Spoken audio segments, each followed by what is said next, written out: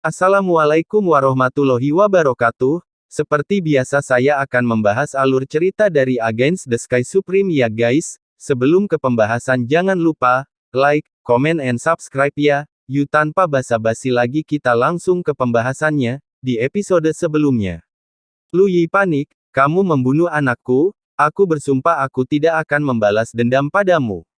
Dan juga, meskipun aku tahu kamu membunuh murid-muridku dalam kompetisi alkimia, muridku Hou Ye dan 89 orang, aku ingin membunuhmu sebelumnya. Tapi, aku tidak benar-benar membunuhmu.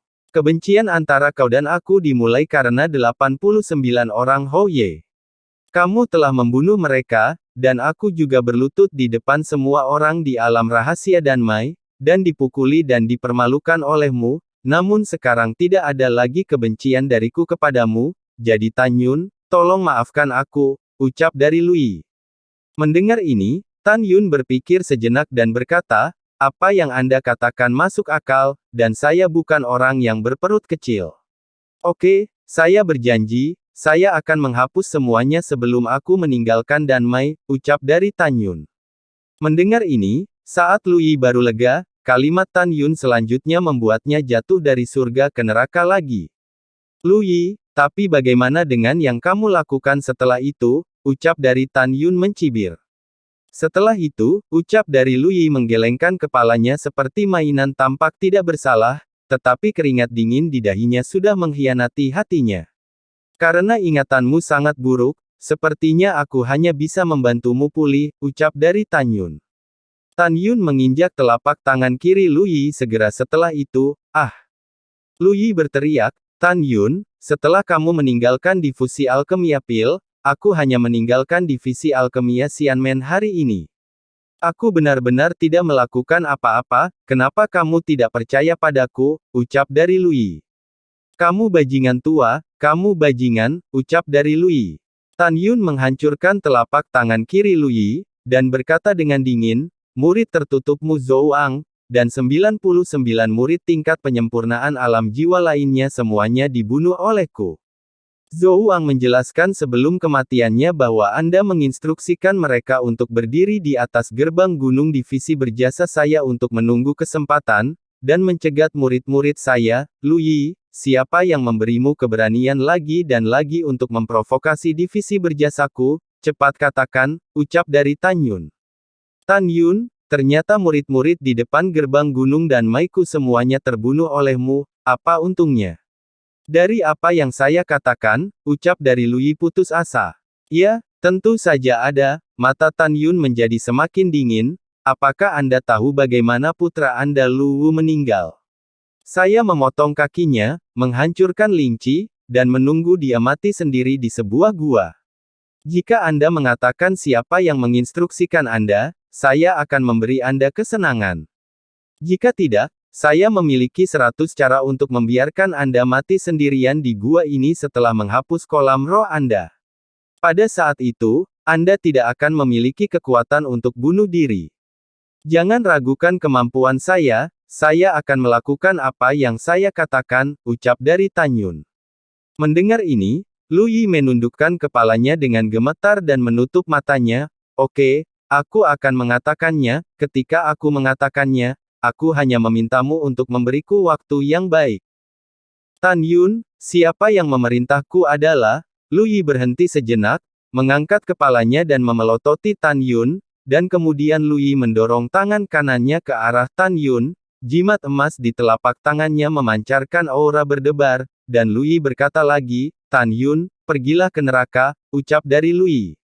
Hah dasar, di luar kemampuannya sendiri, ucap dari kera iblis, tongkat hitam di tangan kera iblis pembantai surga melengkung, dan itu mematahkan pergelangan tangan jimat Lu Yi. Jimat emas di tangan yang patah tiba-tiba menjadi suram dan gagal menginspirasi. Kera tua, bunuh dia, ucap dari Tan Yun dengan mata muram. Tan Yun, aku mengutukmu, tidak, Lu Yi berteriak sambil mengutuk.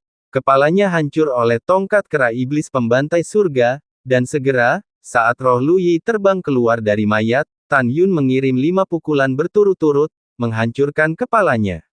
Di antara mereka, 5 pemboman jiwa ilahi runtuh. Mata ilahi Hongmeng. Pupil mata Tan Yun yang dalam, berkedip dengan cahaya merah yang aneh, menatap jiwa dewa terakhir Lu Yi yang melayang di udara, tanpa ragu. Katakan padaku, setelah pemisahan Sen Subing dari divisi alkemia, siapa yang menyuruhmu mengganggu kepala divisi berjasa, ucap dari Tan Yun. Jiwa Lu Yi tumpul dan matanya tumpul, Tuan saya memerintahkan saya untuk menyingkirkan Sen Subing dan Tan Yun. Jadi saya secara pribadi mengintai di luar gerbang gunung divisi berjasa Xianmen, aku tidak pernah berpikir bahwa saya tidak bertemu Sen Subing dan Tan Yun, tetapi sayang menabrak Sen Qinfeng dan meninggalkan gerbang gunung dengan 50 murid, ucap dari roh Lu Yi. Tunggu, Tan Yun menggertakkan giginya dan berkata, apakah itu? 50 murid dari divisi berjasa yang kamu bunuh setelah melukai Sen Qinfeng, dan kamu merampok sejuta batu roh kelas atas, ucap dari Tan Yun. Tidak, itu bukan aku. Lu Yi berkata dengan tatapan bingung, aku ingin membunuhnya, tapi Qinfeng mengendarai perahu roh artefak agung tingkat rendah, dan aku tidak tahu bagaimana cara melewatinya, artinya, kecepatannya sangat cepat, aku tidak mengejarnya. Dalam keputusasaan, aku menunggu di tempat sampai malam berikutnya. Saya melihatnya sedang dikejar oleh 3 kelompok orang, dia melarikan diri ke gerbang gunung divisi berjasa, ucap dari roh Lu Yi. Mendengar ini, Tan Yun mengerutkan kening. Tunggu, kamu bilang ada 3 orang lain selain Dan Meimu, ucap dari Tan Yun. Iya, Lu Yi berkata dengan jujur. 3 kelompok yang mana, ucap dari Tan Yun, ekspresi Tan Yun serius. Masalahnya melebihi harapannya. Dia awalnya berpikir bahwa di antara 3 kelompok yang disebutkan Sen Qinfeng selain orang mati, adalah Dan Mei dan Fang Changhai, tetapi ada juga kelompok lain. Tidak pernah berpikir bahwa di antara ketiga kelompok itu, tidak ada divisi alkemia. Artinya, selain divisi alkemia, sekarang ada orang-orang dari divisi lain yang tidak menyukai divisi berjasa. Di bawah kendali mata ilahi Hongmeng Lu Yi, berkata, saya hanya tahu sekelompok orang-orang berpakaian hitam dan bertopeng, kelompok lain, saya menilai dari suaranya, harus menjadi murid langsung dari tetua penegak hukum Xianmen, yaitu Xiao Yuan. Xiao Yuan bertopeng, dan sekelompok orang yang dibawanya harus menjadi murid penegak hukum Xianmen. Saya tidak tahu siapa kelompok terakhir, ucap dari roh Lu Yi. Mendengar ini, Tan Yun mengerutkan kening. 4 kelompok saat ini, selain Dan Mei, tetua penegak hukum Xianmen, dan orang-orang mati Fang Changhai, siapa orang terakhir, gumam dari Tan Yun. Kamu memadatkan gambar memori dari kelompok orang yang tidak dikenal itu untukku, ucap dari Tan Yun sambil berpikir. Ya, jiwa Lu Yi melonjak dengan kekuatan spiritual, dan berubah menjadi gambar di depan Tan Yun. Dalam gambar itu adalah malam hari. Di malam hari, 2 pria bertopeng dengan pakaian emas terbang melintasi langit, menuju pria yang terluka parah yang mengemudi perahu roh, yang terluka parah itu Sen Qinfeng. Tan Yun dengan hati-hati mengamati 2 pria bertopeng emas itu berulang kali. Tepat ketika dia bingung, dia tiba-tiba menemukan bahwa pergelangan tangan kiri pria bertopeng emas bersulam samar-samar, dengan putaran emas matahari yang terik. Dan orang lain juga memiliki putaran di pergelangan tangan kirinya. Setelah Tan Yun mengingatnya dengan kuat, dia mencibir, matahari yang terik keemasan. Aku akan menemukanmu cepat atau lambat, ucap dari Tan Yun. Dengan pikiran yang teguh, Tan Yun mengangkat mata ilahi Hongmeng, dan jiwa ilahi Lu Yi mendapatkan kembali kewarasannya. Tan Yun mencekik lehernya erat-erat dengan tangan kanannya, dan berkata dengan keras, Lu Yi, jangan khawatir, paling lama 100 tahun, aku akan membersihkan semua petinggi di gerbang suci, gerbang abadi, dan pil gerbang dalam divisimu. Dan gurumu Gongsun Yangchun, dia pasti akan mati lebih buruk darimu, ucap dari Tan Yun. Roh Lu Yi, yang dicekik lehernya, meskipun Tan Yun tidak bisa mendengar apa yang dia katakan, Tan Yun bisa melihat dari matanya yang ganas, bahwa Lu Yi menghina Tan Yun. Oke. Sekarang kamu bisa pergi ke neraka untuk menemani putramu Lu Wu. Mata Tan Yun berangsur-angsur menjadi tanpa emosi, ingat, aku. Tan Yun, itu bukan sesuatu yang bisa kamu provokasi. Kamu tidak bisa memprovokasi itu sama sekali, kamu tidak akan mampu, ucap dari Tan Yun. Ketika kata-kata itu jatuh, Tan Yun mencekik leher jiwa Lu Yi, dan segera, jiwa itu dimusnahkan. Kera tua, masuk ke kantong binatang buas, ayo kembali ke Xianmen untuk membersihkan bayang-bayang. Kalau begitu biarkan orang lain membayar hutang mereka dengan darah, ucap dari Tan Yun. Tan Yun dipenuhi dengan niat membunuh yang dingin. Tan Yun menyimpulkan bahwa karena seseorang telah melukai Sen Subing, kepala Xianmen yang bermartabat, Master Sekte dan pamannya tidak ikut campur, ini cukup untuk menunjukkan bahwa Master Sekte dan 9 silsilah tua diam-diam memutuskan untuk tidak mengganggu masing-masing di antara mereka. Dengan cara ini, Tan Yun bisa diam-diam membunuh tanpa rasa takut. Ini memang kasusnya. Sebulan yang lalu, Tan Taek Xuanzong sebagai penguasa, memanggil leluhur tua Ji Wei di kuil Huangfu. Tan Taek Xuanzong menunjukkan dengan sikap keras bahwa apakah itu pertempuran 9 divisi di masa lalu, atau 10 divisi saat ini, itu sama saja seperti sebelumnya. Gerbang suci, sekte atau pintu abadi, dan pintu dalam semuanya bersaing sendiri. Tidak ada master sekte di atas tingkat kepala sekte suci yang bisa ikut campur. Siapapun yang berani melakukannya secara pribadi akan menanggung konsekuensinya. Pada saat yang sama, di dojo berjasa, di lantai 108 dari Menara Ruang dan Waktu Benih Supermaster. Sudah 3 hari sejak Tan Yun menempatkan Sen Subing di menara, dan sudah 2 bulan di menara. Setelah Sen Subing meminum obat penyembuh, selain wajahnya yang pucat, lukanya telah sembuh.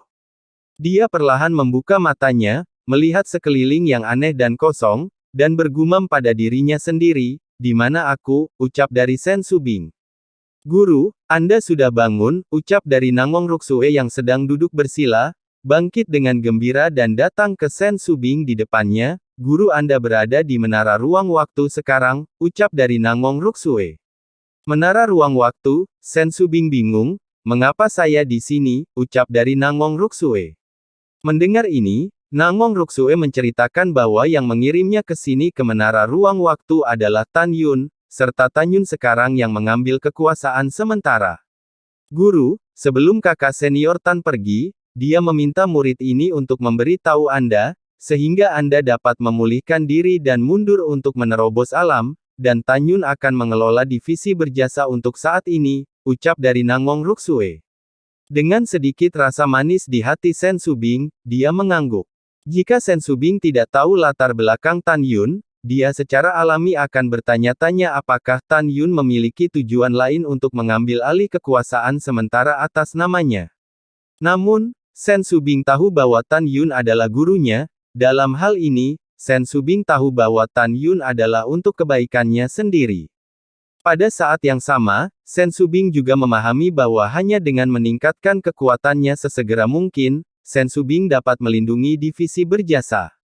Nangong Ruksue berkata dengan nakal, "Guru, karena larangan Menara Ruang Waktu, seseorang hanya dapat berlatih di lantai pertama menara. Murid akan berlatih di lantai 107, murid saya berharap Anda menerobos alam segera," ucap dari Nangong Ruksue. "Baiklah, ayo pergi," ucap dari Sen Subing, senyum muncul di wajah pucat Sen Subing. Nangong Ruksue berbalik dan mengambil 2 langkah, tiba-tiba Nangong Ruksue melihat ke belakang dengan ekspresi ragu-ragu untuk berbicara. "Ruksue, ada apa?" ucap dari Sen Subing. "Anda membiarkan kakak senior Tan mengelola Danmai, apakah Anda benar-benar merasa lega?" ucap dari Nangong Ruksue. "Gadis bodoh, aku adalah gurumu. Gurumu ada di sini untuk mengelola divisi, mengapa kamu tidak merasa lega?" Sen Subing diam-diam berkata, dan mengangguk, "Tenang untuk guru, percayakan Tan Yun untuk guru," ucap dari Sen Subing. Yah, setelah Nangong Ruksue pergi sebagai tanggapan, Sen Subing memikirkan Tan Yun, dan ada jejak kasih sayang di matanya yang indah. Segera, senyum masam muncul di wajahnya yang menakjubkan. "Kadang-kadang, saya benar-benar iri pada istrinya yang telah meninggal," ucap dari Sen Subing. Sen Subing menarik napas dalam-dalam, duduk bersila, dan setelah secara bertahap mencapai keadaan di mana hatinya masih seperti air, dia mulai untuk menghembuskan energi spiritual dunia. Di luar waktu, keesokan paginya. Di divisi Xianmen dan Mai, kuil Tang Zun Xiandian. Tang Xinying yang sedang berkultivasi di kamar kerja di lantai 2, disela oleh suara hormat di luar aula. Kepala, bawahan ini memiliki sesuatu yang penting untuk dilaporkan, ucap dari tetua kelima. Tang Xinying membuka matanya. Tetua kelima, masuk, ucap dari Tang Xinying. Setelah 3 napas, Chen Suiyue mendorong pintu terbuka, masuk, dan menghadap Tang Xinying. Dia membungkuk dan berkata, Kepala, penatua keempat dan dia Ken Han dari aula disiplin meninggal tadi malam, ucap dari tetua kelima. Apa? Tang Xinying melintas dari sofa dan muncul di depan Chen Suiyue, mengerutkan kening dengan erat. Anda mengatakan bahwa Lu Yi dan Han Yong meninggal, ucap dari Tang Xinying. Iya, Kepala, Chen Suiyue berkata dengan jujur, baru 1 jam yang lalu, bawahan saya mengetahui bahwa kehidupan 2 orang itu lampu padam, dan juga, seseorang melihat mereka berdua bersama tadi malam dan mereka telah meninggalkan dunia rahasia dan Mai, ucap dari tetua kelima. Bagus untuk mati, Tang Xinying mencibir, aku tidak tahu siapa yang membunuh 2 dari mereka, jika tidak, saya benar-benar ingin berterima kasih kepadanya untuk ini, ucap dari Tang Xinying. Kepala, setelah mengatakan itu, tapi, bawahan khawatir bahwa Kepala Gongsun akan marah pada Anda atas kematian keduanya. Bagaimanapun, mereka adalah murid langsung dari Kepala Gongsun, ucap dari Chen Suiyue. Tang Xinying mendengar kata-kata itu, memikirkan Gongsun Yangchun lebih dari setahun yang lalu, dia memiliki ekspresi dingin di wajahnya tentang tamparan di wajahnya. Baiklah, kepala ini akan memperhatikan, ucap dari Tang Xinying, lalu setelah itu tiba-tiba suara kemarahan datang dari luar. Tang Xinying, keluar, untuk orang tua ini, ucap dari Gongsun Yangchun dari luar aula. Berita orang tua ini benar-benar terinformasi dengan baik, ucap dari Tang Xinying tegang. Dia dan Chen Suiyue buru-buru meninggalkan ruangan, turun dan melangkah keluar dari aula, dan bersujud bersama di atas puncak. Bawahan ini telah melihat kepala suku, ucap dari Tang Xinying dan tetua kelima. Pada saat ini, Gongsun Yangchun penuh dengan kerutan, wajahnya penuh kesedihan, dan tubuhnya gemetar. Tanpa ragu, dia berkata, cari tahu pembunuh Lu Yi dan Han Yong. Jika pembunuhnya tidak dapat ditemukan, Anda tidak harus menjadi kepala, ucap dari Tang Xinying. Begitu kata-kata itu jatuh, Gongsun Yangchun naik ke langit, berdiri di langit, dan raungan mengguncang seluruh alam rahasia dan Mai. Semua murid dan Mai, dengarkan, orang tua ini adalah Gongsun Yangchun. Mulai sekarang, siapa yang dapat mengetahui siapa yang membunuh kedua orang tua itu, kepala suku ini akan menghadiahinya, ucap dari Gongsun Yangchun. Mendengar ini, tetua dan murid dari seluruh alam rahasia bersujud di tanah. Pada saat yang sama wanita bertopeng di lautan awan di atas gerbang gunung berjasa, dan tiba-tiba membuka matanya, sepasang mata dingin mengungkapkan keterkejutan, bagaimana situasinya? Dia tidak mati, ucap dari wanita itu. Pada saat ini, di bidang penglihatannya di dalam kehampaan di bawah, Tan Yun mengemudikan perahu roh, dan Huang Fuyu, yang berada di atas perahu roh, datang mengobrol dan tertawa. Tan Yun sengaja memperlambat kecepatan perahu roh beberapa kali. Obrolan dan tawanya dengan Huang Fuyu secara alami juga sengaja agar dilihat oleh Yu Ying. Tan Yun mengetahui dari mulut orang mati kemarin bahwa bayangan jiwa tingkat ke-7 mengintai di atas gerbang gunung dari divisi berjasa melalui jimat tembus pandang. Pada saat ini, bayangan itu memanipulasi kesadaran spiritual ke dalam cincin penyimpanannya dan menemukan bahwa tanda identitas dari 9 orang yang kemarin telah rusak. Bagaimana ini bisa terjadi? Yu Ying terganggu dan berpikir dalam hati, 8 dari 9 orang berada di tingkat ketiga dari alam jiwa ilahi, dan 1 berada di tingkat kelima dari alam jiwa ilahi. Apa yang terjadi pada mereka dalam perjalanan untuk membunuh Tan Yun? Kenapa mereka mati? Ucap dari wanita Yu Ying. Bayangan itu secara diam-diam melepaskan kesadaran spiritual, menutupi kekosongan 9.000 mil dan pegunungan di bawahnya, dan akhirnya ditentukan bahwa hanya ada 2 orang di daerah Tan Yun. Bayangan itu segera memutuskan untuk membunuh Tan Yun. Dia masih mengilhami pesona tembus pandang dan menembak jatuh dari lautan awan. Karena kecepatan yang sangat cepat, lautan awan yang luas berguling ke kedua sisi, dan momentumnya sangat cepat. Kecepatan yang sangat cepat, ucap dari Tan Yun melihat pemandangan di lautan awan, dan dari pemandangan lautan awan yang melengkung secara vertikal ke bawah, dia bisa melihat bahwa seseorang diam-diam turun ke arahnya seperti bintang jatuh. Bunuh. Om. Dengan suara wanita yang dingin, tiba-tiba, ketika ruang runtuh, cahaya pedang hitam pekat dengan panjang 300 meter, dengan kekuatan menghancurkan langit dan menghancurkan bumi, menuju ke arah perahu roh Tan Yun dan Huang Fuyu. Tan Yun ketakutan, meraih tangan kanan Huang Fuyu, dan melarikan diri ke kejauhan dengan langkah ilahi Hong Meng, sambil berteriak, "Keratua biarkan dia hidup," ucap dari Tan Yun. Saat ini Tan Yun mungkin terluka dan dapat melawan, tetapi Huang Fuyu tidak tahan. Huang Fuyu adalah seseorang yang diminta oleh Master Sekte untuk dirawat, dan dia pasti tidak bisa membiarkannya terluka.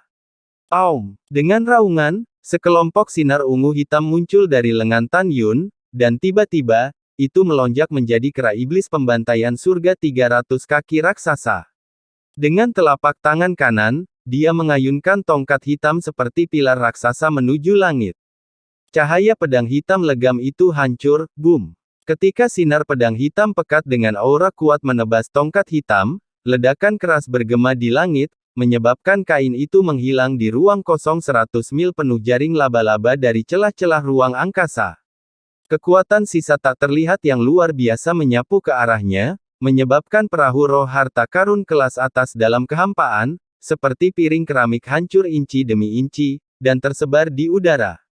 Bang bang bang, kekuatan menyapu tanpa ampun, dan bunga-bunga dan pohon-pohon di bawah, dan batu-batu besar di aliran gunung meledak satu demi satu, berubah menjadi bubuk. Ah! Dalam kekosongan yang dipenuhi dengan retakan di ruang angkasa, Huang Fuyu menjerit, tetapi setelah Tan Yun melakukan langkah ilahi Hong Meng, Tan Yun menginjak pedang terbang, memeluk tubuhnya, dan menggunakan punggungnya untuk menahan sapuan. Puff! Potongan-potongan pecahan seperti kaca yang dibentuk oleh perahu roh dimasukkan ke dalam kulit punggung Tan Yun, dan darah mengalir.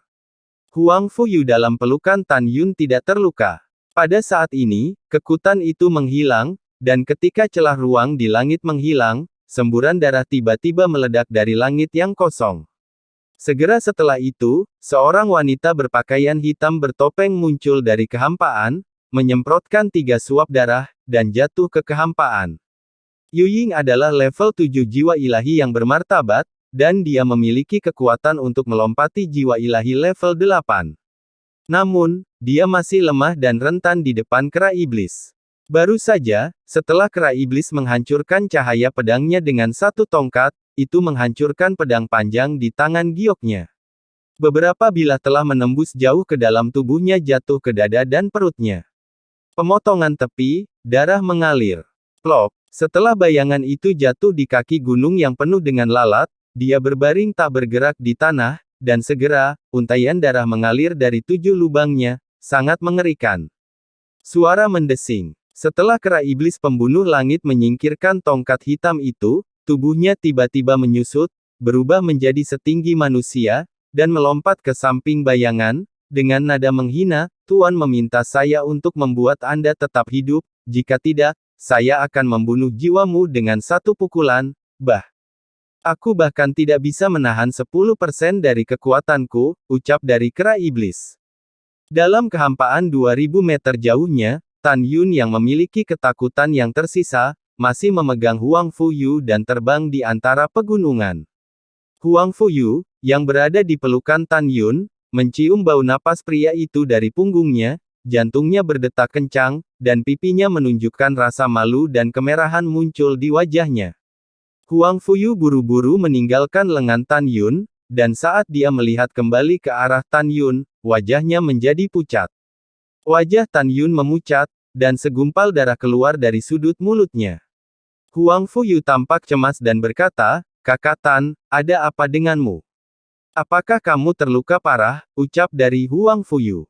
Huang Fuyu memikirkan adegan di mana Tan Yun memeluknya dan menggunakan punggungnya untuk melawan Yu Wei. Dia buru-buru datang di belakang Tan Yun, tapi melihat puluhan keping bahan perahu roh dimasukkan ke punggung dan kaki Tan Yun, darah mengalir dari luka di punggungnya. Mata Huang Fuyu merah, dan hatinya dipenuhi dengan kehangatan yang bergerak. Dari masa kanak-kanak hingga dewasa, selain keluarganya, ini adalah pertama kalinya seorang pria memperlakukannya dengan sangat baik. Lindungi dirinya dengan daging dan darah dengan segala cara. Saudara Tan, apakah itu sakit? Ucap dari suara Huang Fuyu sedikit menangis. Saudara Huang Fu, mengapa pria besar menangis? Tan Yun tersenyum kecil, semua luka kulit tidak menghalangi, ucap dari Tan Yun. Setelah berbicara, tubuh Tan Yun bergetar, dan pecahan perahu roh di punggungnya, terbang keluar dari tubuh. Saudara Tan, apakah benar-benar penting jika kamu terluka? Ucap dari Huang Fuyu. Air mata Huang Fuyu menetes dan dia bertanya dengan prihatin. Saudara Huang Fuyu, aku baik-baik saja, ayo pergi, lihat jalang bau yang menyakiti kepala kita, ucap dari Tan Yun. Wajah Tan Yun muram, sosoknya berkedip beberapa kali, dan dia muncul di depan bayangan berdarah dari 7 lubang. Kera tua, cepat ke dalam kantong binatang roh, jangan ditemukan, ucap dari Tan Yun. Mengikuti perintah Tan Yun, kera iblis pembunuh langit berubah menjadi seberkas cahaya dan menelannya ke dalam kantong binatang roh Tan Yun. Tan Yun mencibir, membungkuk, dan saat tangan kanannya mengangkat tabir bayangan, tubuhnya membeku. Hah, ucap dari Tan Yun. Ada apa, kakak Tan? Ucap dari Huang Fuyu datang di belakang Tan Yun dan bertanya. Saudara Huan Fu, apakah menurutmu dia terlihat seperti kepala suku? Ucap dari Tan Yun menunjuk ke tanah, fitur wajah halus bayangan itu, dan berkata dengan terkejut. Huang Fuyu melihatnya dan mengerutkan kening, kakak Tan, jangan bilang, mengapa aku juga merasa dia terlihat seperti kepala suku, terutama mulut dan hidungnya. Kakak Tan, dia tidak akan menjadi kakaknya kepala suku kan? Huang Fuyu bingung, jika demikian, mengapa dia mengikuti perintah kepala divisi binatang untuk membunuh kepala suku, ucap dari Huang Fuyu. Saya tidak mendengar kepala divisi mengatakan bahwa dia memiliki saudara perempuan, Tan Yun berbisik, tidak. Tidak masalah, mari kita kendalikan dulu. Selain itu, ada banyak orang serupa di dunia, dan mereka mungkin tidak semuanya memiliki hubungan darah, ucap dari Tan Yun. Tangan kanan Tan Yun perlahan-lahan berputar di kekosongan. Segera, untaian emas spiritual kekuatan mengalir keluar dari tubuhnya, membentuk tamparan seukuran telapak tangan di kehampaan pola terlarang. Tan Yun melambaikan tangan kanannya, dan pola terlarang itu melesat ke alis bayangan, memenjarakan kolam rohnya. Saudara Huang Fu, dia telah dipenjara olehku. Bahkan jika dia pulih dari luka-lukanya, dia tidak akan dapat menembus larangan itu, sekarang bawa dia kembali ke divisi berjasa. Saudara Tan, aku ingin menemanimu ke kota, ucap dari Huang Fuyu berkata dengan cemas. Aku pergi sendiri, tapi kamu ada di hatiku untuk melindungi aku sangat aman. Tan Yun menepuk pundak Huang Fuyu, kamu juga akan mengalihkan perhatianku dari mengikutiku. Itu saja, kamu kembali ke divisi berjasa dan tunggu aku kembali, ucap dari Tan Yun. Baiklah, kalau begitu jaga dirimu baik-baik, ucap dari Huang Fuyu berkata dengan cemas. Oke, Tan Yun tersenyum santai, aku akan lega ketika melihatmu kembali, kembalilah, ucap dari Tan Yun. Iya. Huang Fuyu tersenyum, dia memegang bayangan di tangan kanannya, menginjak pedang terbang dan melayang ke langit, melayang di atas gerbang gunung. Setelah membuka pintu ke alam rahasia, dia tiba-tiba melihat kembali ke arah Tan Yun, dan berteriak, aku akan menunggumu kembali, ucap dari Huang Fuyu. Oke, Tan Yun tersenyum anggun, ingatlah ketika kepala keluar dari menara di masa depan, biarkan kepala membunuhnya untuk membalas dendam, ucap dari Tan Yun. Yah, aku menulisnya, ucap dari Huang Fuyu. Setelah Huang Fuyu menjawab, dengan pedang terbang dia masuk ke alam rahasia jasa. Setelah Huang Fuyu pergi, Tan Yun memikirkan musuh, matanya dipenuhi dengan niat membunuh, dan menginjak pedang terbang, dan menembak ke arah Fang Cheng, yang berjarak 800.000 mil. Saat Tan Yun memasuki tingkat ke-8 dari pemurnian jiwa, kecepatan penerbangan pedangnya sekarang sebanding dengan kecepatan perahu roh harta karun terbaik, mencapai 500.000 mil per hari. Keesokan harinya, siang, awan gelap menutupi langit yang gelap dengan hujan ringan. Tan Yun berjalan di tirai hujan, hujan melewati jalan-jalan tanpa menyentuh tubuhnya, dan berjalan dengan tenang ke seberang jalan, paviliun toko 300 kaki. Di plakat yang tergantung di paviliun, kata-kata "Paviliun Tong Tianling" ditulis dengan mengesankan. Pada saat ini, Tan Yun telah menekan ranahnya ke level kelima dari pemurnian alam jiwa melalui Hongmeng Divine Eye. Hanya seorang kultivator dengan ranah yang lebih tinggi darinya yang dapat melihat ranah kultivasinya yang sebenarnya.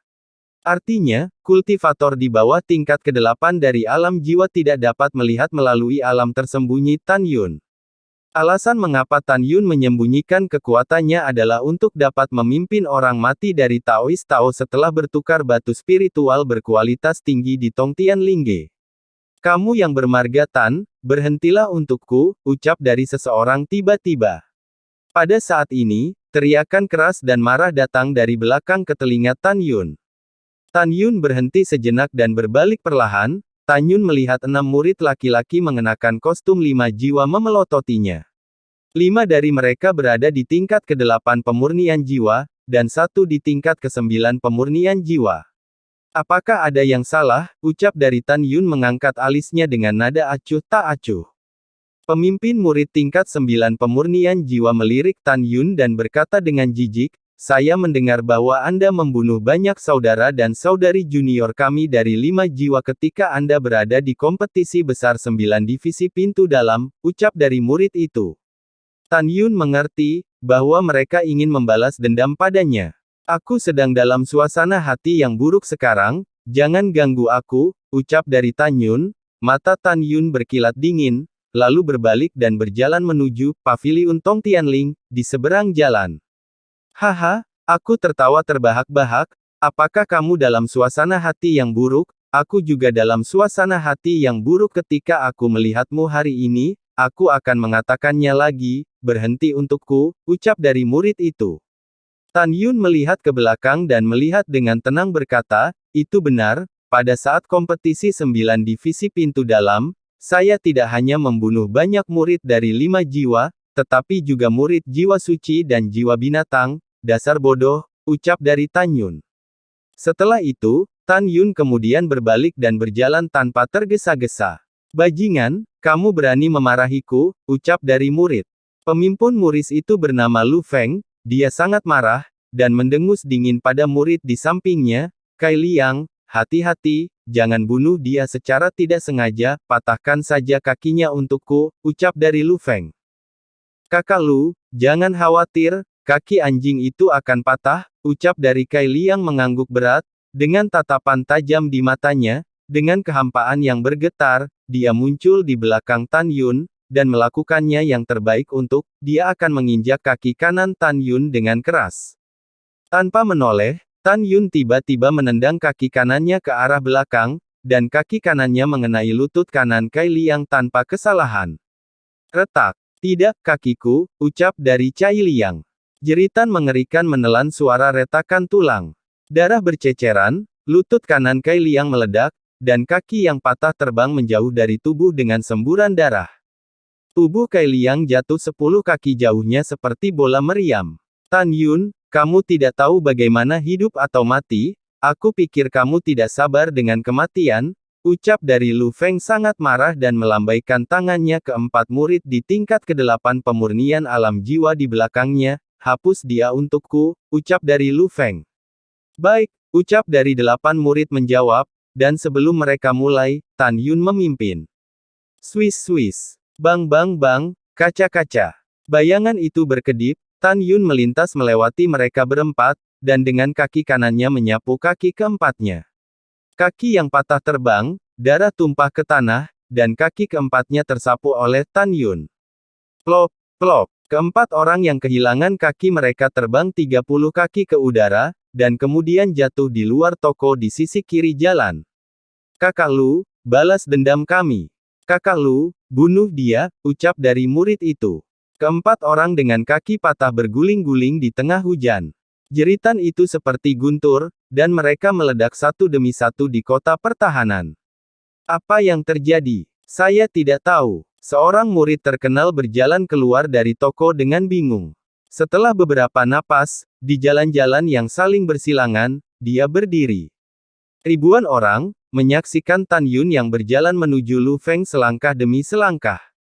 Ketika salah satu dari 1000 murid mengetahui bahwa itu adalah Tan Yun, 2 murid 5 jiwa, 1 murid jiwa suci, dan 3 murid jiwa binatang, menatap Tan Yun dengan kejam, dan kemudian pergi dengan tenang. Jelas, mereka akan memanggil seseorang. Lalu setelah itu bagaimanakah kelanjutan ceritanya? Next di episode berikutnya ya. Wassalamualaikum warahmatullahi wabarakatuh.